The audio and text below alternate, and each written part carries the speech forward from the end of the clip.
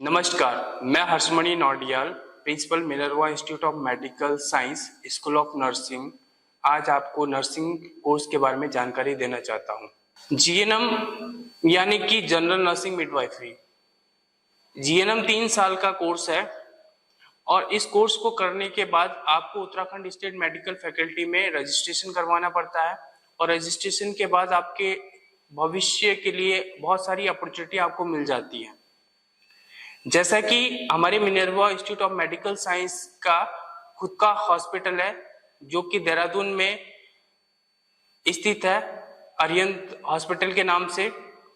और हम अपने बच्चों का जो क्लिनिकल एक्सपीरियंस है वो अरिहंत हॉस्पिटल्स में करवाते हैं। जीएनएम कोर्स करने के बाद आपको कम से कम 20 से 25 हजार सैलरी हर हॉस्पिटल दे देता है और आपके लिए फॉरेन जाने की अपॉर्चुनिटी भी बनती है। मैं आपको इस चीज के बारे में भी बता दूं कि जीएनएम कोर्स या नर्सिंग कोर्स आज की डेट में अगर कोई बच्चा करता है तो उसको जॉब पाना बहुत इजी प्रोसेस हो जाता है। गवर्नमेंट की बात करूं, प्राइवेट की बात करूं, फॉरेन की बात करूं, आपको सभी जगह जॉब इजी मिल जाती है। यहां तक मैं आपके संज्ञान में बात कर ये भी लाना चाहता हूं कि जीएनएम कोर्स जो है या नर्सिंग कोर्स अगर आप करते हो तो आपको गवर्नमेंट जॉब के ज्यादा चांसेस बनते हैं। जैसा कि आप जनरली जानते होंगे या सुना होगा, मैं आपको बताना भी चाहता हूं कि जीएनएम कोर्स की प्रत्येक साल नर्सिंग कोर्स की 5 से 10 हजार गवर्नमेंट वैकेंसी आती है। उसका एग्जाम होता है जिसे नॉर्सेट कहा जाता है। उसमें 50,000 विद्यार्थी बैठते हैं जो उस एग्जाम को देते हैं, बल्कि उसमें सीट 10 से 15,000 सीट्स होती हैं। यानी कि आप बहुत कम कंपटीशन है। मेरा कहने का मतलब यह है कि बहुत कम कंपटीशन है, तो आप अपने भविष्य को अच्छा बनाने के लिए जीएनएम कोर्स को चूज करो। और मैं एक चीज और ये भी बताना चाहता हूं कि मिनर्वा इंस्टीट्यूट के लिए क्यों मैं बोल रहा हूं आपको कि मिनर्वा इंस्टीट्यूट को ही ज्वाइन करो, क्योंकि मिनर्वा इंस्टीट्यूट के पास क्या है, पेरेंटल हॉस्पिटल है जो कि अरिहंत हॉस्पिटल के नाम से है, जहां पे डिफरेंट डॉक्टर्स हैं, डिफरेंट डिपार्टमेंट्स हैं, जैसे आपके ओटी, आईसीयू, आपके इमरजेंसी, आपका एनआईसीयू। तो आपको खुद का हॉस्पिटल है तो आपको बेटर अपॉर्चुनिटी मिलती है सीखने का। और आप अगर आपको अपॉर्चुनिटी मिलेगी तो आप बहुत अच्छे से सीख पाओगे कि अपना क्लिनिकल अच्छा कर पाओगे ताकि आपको जॉब इजीली मिल जाए। अब मैं आपको सिलेबस के बारे में बताऊंगा जीएनएम का कि सिलेबस में क्या क्या हम पढ़ते हैं, कैसे कैसे हम क्लिनिकल ड्यूटी करते हैं। तो जैसे कि मैं बता दूं कि फर्स्ट ईयर में हमारे 4 सब्जेक्ट होते हैं, सेकेंड ईयर में 4 सब्जेक्ट होते हैं, थर्ड ईयर में 2 सब्जेक्ट होते हैं। फर्स्ट ईयर में जो सब्जेक्ट होते हैं वो पहला जो सब्जेक्ट है वो है बायो साइंस, दूसरा आपका बिहेवियर साइंस, तीसरा नर्सिंग फाउंडेशन और कम्युनिटी। जैसा कि मैं बताऊं आपको कि जो बायो साइंस के अंदर हम ह्यूमन बॉडी से रिलेटेड जितनी भी बातें हैं उन स्टूडेंट को बताते हैं, जितनी भी चीजें हैं सारी चीजें ह्यूमन बॉडी के बारे में पूरी जानकारी देते हैं स्टूडेंट्स को। और माइक्रोबायोलॉजी को भी इसी सब्जेक्ट में हम पढ़ाते हैं। उसके बाद आता है आपका बिहेवियर साइंस। बिहेवियर साइंस के अंदर साइकोलॉजी और सोशियोलॉजी के बारे में पढ़ाते हैं। कम्युनिटी में आपका जो कम्युनिटी एरियाज के अंदर बच्चों को कम्युनिटी में दोनों चीज, आपका क्लिनिकल एक्सपीरियंस भी लेते हैं बच्चे और आपका थ्योरेटिकल सब्जेक्ट भी आता है। जैसा कि मैं बताऊं कि कम्युनिटी एरिया के अंदर क्या है कि हम प्राइमरी प्रिवेंशन कैसे किया करते हैं कि बीमारी को हमें पहले ही कम्युनिटी एरियाज पे रोकना है।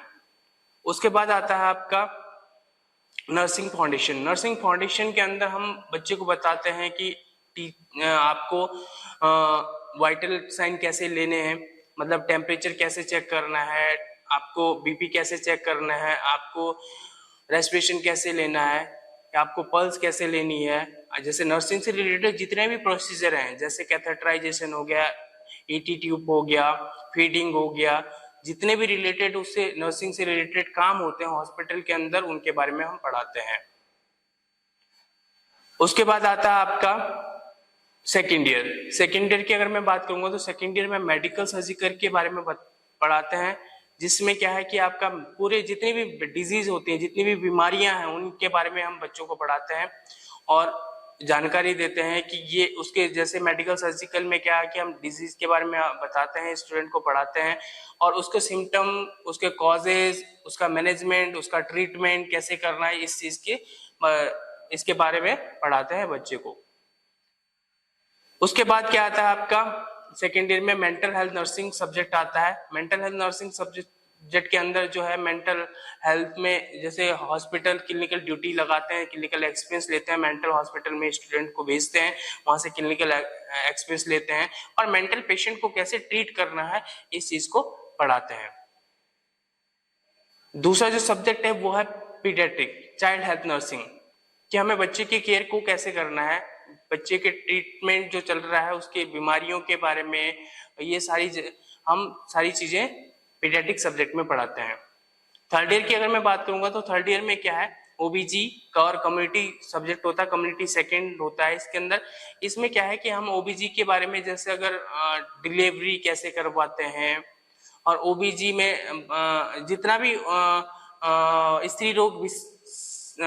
स्त्री रोग विशेषज्ञ ही मान के चलो आप इस चीज को, कि स्त्री से रिलेटेड जितनी भी प्रॉब्लम्स है उनके बारे में पढ़ाते हैं। और साथ में कम्युनिटी हेल्थ नर्सिंग में हम क्या इम्यूनाइजेशन शेड्यूल हो गया, इसके बारे में बताते हैं कि आप इम्यूनाइजेशन शेड्यूल को कैसे फॉलो करना है, वैक्सीनेशन कैसे देना है, जितनी भी सारी वैक्सीनेशन वगैरह वगैरह ये सारी किस में आती है, कम्युनिटी एरिया में आती है।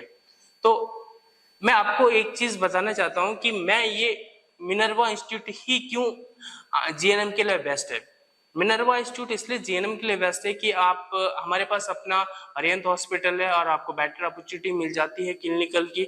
हमारे पास एक्सपीरियंस फैकल्टी है, यहाँ तक पीएचडी फैकल्टीज है, आपका 7 ईयर 8 ईयर 9 ईयर 10 ईयर के अच्छी फैकल्टीज हैं जो एक अच्छे लेवल पे आप बच्चे को ट्रेन करते हैं। और अच्छा बच्चे को अगर अच्छा ट्रेन करना है तो एक अच्छी फैकल्टी का होना बहुत जरूरी है। तो हॉस्पिटल्स की बात करूंगा तो हॉस्पिटल में हमारे पास डिफरेंट कोर्सेज, डिफरेंट डिपार्टमेंट है। जैसे हमारे पास आईसीयू है, एनआईसीयू है, इमरजेंसी है, ओटी है, लेबर रूम है, ये सारे डिपार्टमेंट है। तो यहाँ हम क्या करते हैं, बच्चे को यहाँ भेजकर क्या है उनका क्लिनिकल और स्ट्रॉन्ग करवाते हैं, ताकि मतलब अगर बच्चा हमारे पास से अगर पास आउट होता है तो उसका प्लेसमेंट जो है वो अच्छी जगह हो जाए, यानी कि उसे 30 से 40 हजार रुपए सैलरी मिल जाए डायरेक्टली। तो हमारा मोटिव हमेशा यही है कि नर्सिंग जो बच्चा हमारे पास से करके जा रहा है उसको एक अच्छा अपॉर्चुनिटी मिले और उसका ब्राइट फ्यूचर हो और वो अच्छी सैलरी पे काम करे। जैसे कि मैं सैलरी की बात करूंगा कि अगर प्राइवेट हॉस्पिटल की बात करूंगा तो प्राइवेट हॉस्पिटल्स में कम से कम 20 से 25 हजार रुपए सैलरी मिलती है नर्सिंग स्टाफ्स को या नर्सिंग ऑफिसर को। अगर मैं फॉरेन की बात करूंगा तो फॉरेन में भी एक अच्छा सैलरी पैकेज है, कम से कम 2.5 से 3 लाख रुपए पर मंथ के हिसाब से मिलते हैं। तो आप अपना भविष्य अगर बेटर करना है आपको तो आपको जीएनएम कोर्स को ज्वाइन करना चाहिए और जीएनएम कोर्स को ज्वाइन करने के लिए आपको मिनर्वा इंस्टीट्यूट आना पड़ेगा और मिनर्वा इंस्टीट्यूट आके आपको एडमिशन लेना पड़ेगा। तो मेरा आप सभी से यही बताना है कि मिनर्वा इंस्टीट्यूट एक बहुत बेस्ट इंस्टीट्यूशन है देहरादून के अंदर, जो आपको नर्सिंग में बहुत अच्छी अपॉर्चुनिटियां प्रोवाइड करवाता है। तो आप आइए और मिनर्वा इंस्टीट्यूट को ज्वाइन करिए। जैसे कि मैं आपको एक चीज और बताना चाहता हूं कि जीएनएम कोर्स या नर्सिंग कोर्स अगर आप करते हो तो नर्सिंग कोर्स में आपको मतलब ये प्रायोरिटी की बात मैं अगर करूंगा तो प्रायोरिटी फर्स्ट आप क्या दोगे कि आप गवर्नमेंट जॉब लेना चाहते हो या एक अच्छी जॉब लेना चाहते हो, या कोई बच्चे विदेश जाने के लिए नर्सिंग करना चाहता है, कोई बच्चे गवर्नमेंट के लिए जॉब करना चाहता है, कोई बच्चे प्राइवेट के लिए करना चाह रहे हैं। तो मैं यही कहूंगा कि अगर आप अदर कोर्स को भी लेके चलूं मैं, जैसे आपका बीएससी हो गया, बीए हो गया, आपका बीटेक हो गया, जितने भी डिफरेंट मैनेजमेंट कोर्स है, तो उसमें से जो ज्यादा बेटर है जिसमें आप अपना ब्राइट फ्यूचर बना सकते हैं वो नर्सिंग कोर्स है। नर्सिंग कोर्स के बारे में जानकारी देना चाहूंगा कि आपको पता ही है कि नर्सिंग को क्या रीढ़ की हड्डी कहा जाता है नर्स हॉस्पिटल की। और आपको पता है किसी भी हॉस्पिटल में अगर 100 डॉक्टर हैं तो उसमें 10,000 नर्सेस की जरूरत है। तो कितना इजी है आपको कितना इजी है आपको जॉब पाना। गवर्नमेंट की मैं बात करूंगा, गवर्नमेंट में डिफरेंट डिफरेंट जगह, जैसे एम्स में कम से कम 10,000 वैकेंसी प्रत्येक साल आती है। ये ईएसआई के जितने हॉस्पिटल हैं उनमें वैकेंसी आती है, सेंट्रल गवर्नमेंट के जितने हॉस्पिटल हैं उनमें वैकेंसी आती है, राज्य सरकार के जितने हॉस्पिटल हैं सीएससी पीएचसी आपका डिस्ट्रिक्ट हॉस्पिटल उसमें वैकेंसी आती है। कम से कम मान के चलो कि 15 से 20,000 वैकेंसी प्रत्येक साल आपके नर्सिंग में आती है।